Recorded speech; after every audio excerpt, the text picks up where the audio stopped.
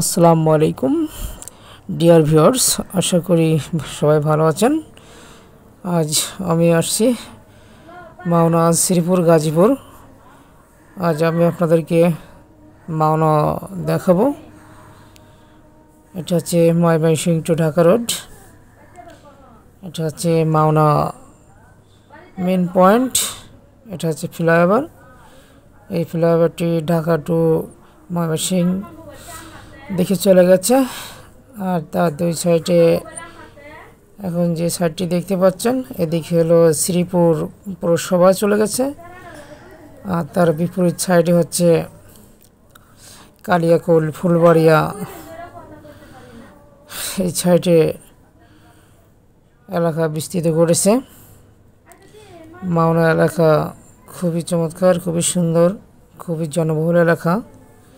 এখানে প্রচুর লোকের সমাগম হয়। এখানে মূলত শিল্প কেন্দ্রিক এলাকা।